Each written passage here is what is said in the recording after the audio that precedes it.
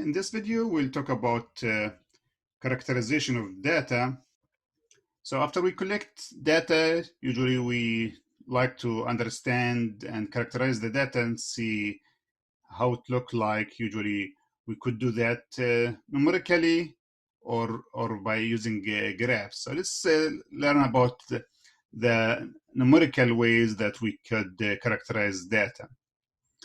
So the first type of analysis that we can do, we call that central tendency, which is merely just getting one single value that represent the data. And the most common is, I think you're all familiar with, is the mean, which is the average of the data. We have another mean, we call that median, and by that we arrange the results we got from the smallest to the highest, and the median will be the one, the value in the middle. So if you have odd number of data values, that will be one in the middle, so that will be the middle one. If you have even number of data that were collected, then you get two in the middle, then you just average the two in the middle. So that's how you calculate the median. And the third mean is we call that central, under the central tendency is the mode, and which is, can you just look at the data and see which one happened more frequently than the other ones. And then we have the variation, which can give us the other picture. So the other mean to characterize the data is to look at the variation, which is mainly how close the values are to the mean, and mainly are they close to each other or spread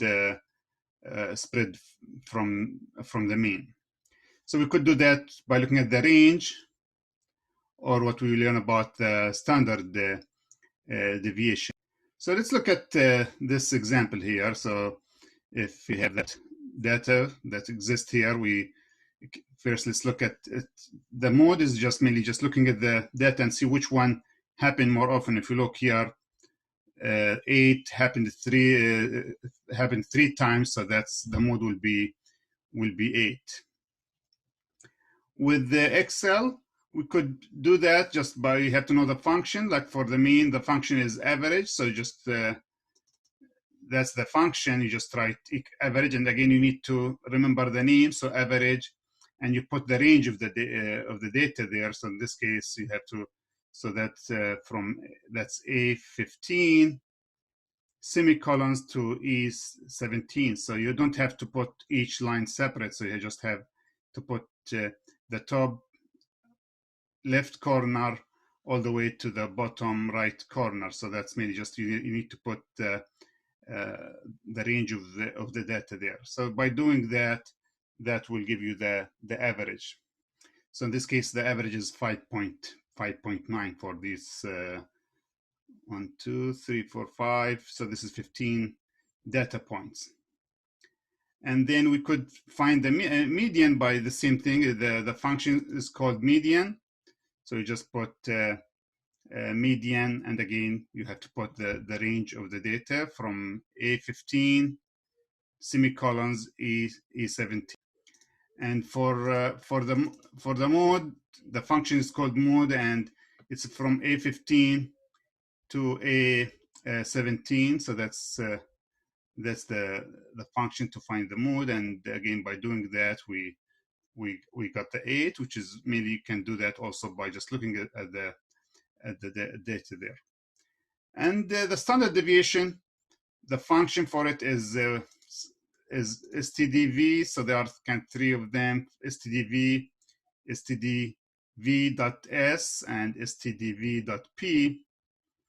And you just highlight, and you put all the data points inside the parentheses of the function. So again, so that's mainly what we need to learn how to do it using Excel, but you could also do it manually.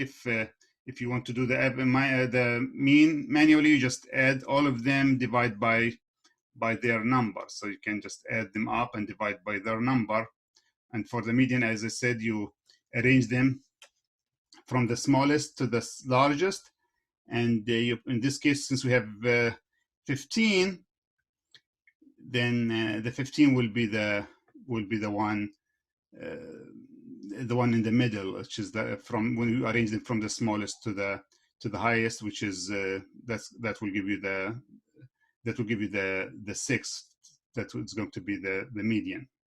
So as I said, the mean is a way to just one single value that give you where are within that represent the data, and the standard deviation or the range can just give you how wide the data is distributed. And we look at that and we calculate that with we have standard deviations like this is if the data is distributed normally. This is called that normal distribution. It looks like this. We have the mean or the average in the middle. We have few data points less than the average and few data points above than the average. If we calculate the standard deviation, we should, if it is normal distribution, 68% of the data should fall within one standard deviation, and then 95% of the data should fall within 2 standard deviations, and then 99.7% should fall within 3 standard deviations. So what does it mean if you get small versus large standard deviation? So you can see if the standard deviation is small, like again, this is the first standard deviation, second, the brown is the second standard, the other range is if you have three standard. So what does it mean? That means that if you have small standard deviation means that your data is close to each other. So that's most of it within can fall around the average. So, but if you look at the large, you can see that the data is spread widely. So they are they have larger range than in case of small standard deviation. So like the example we see in the notes, if let's say the average for the class is 83 in a second exam. So what does it mean if you are in section A or section B? So the same average 83. So if you are in this section with a small standard deviation, means most of the class grades are around 83. Maybe some of them a little bit higher, 87, 85, 95. A little, some of them are smaller, but not too far, like maybe 80, 75, 65. So few of them. So, but most of the grades are around the 83. In this one, you can see the standard deviation is larger. So if this is the median is 83, you see that there is a broad range here. So there are few that are very high, and few of them are very low. Like, and then we have ranges that could be in different grades. Like in this case would be 90s, 80s, and in this case also we could have somebody with low grades like 40s, 20s, and 30s. So that will be higher, like a wider distribution.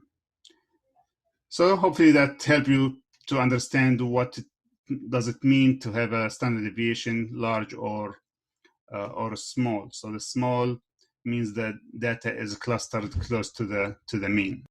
And the distribution, again, we talked about the normal distribution. So it looks like this is called normal standard curve. So with the normal, the mean and median and mode will fall into are equal. So that's important to remember. So they are equal. So they fall in the same But we have sometimes the data is not normal distribution. It looks like either this shape, like negatively skewed, or looks like this shape is with positively skewed. So that's mainly like with positive skewed, we can see the mean. So you have to remember that the mean is larger than the median.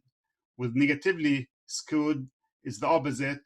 The median is larger than the mean. So that one, you can see there are more with the positively skewed one, there will be more, you have more data in the right side. This one has more data points in the left side. So this is why it's called negatively skewed and positively skewed. So just remember that for normal distribution, mean equal median, negatively skewed, mean is smaller than median, positively skewed, mean is larger than. Okay, so that should give you an idea about standard deviation and the data characterization. Okay, thank you.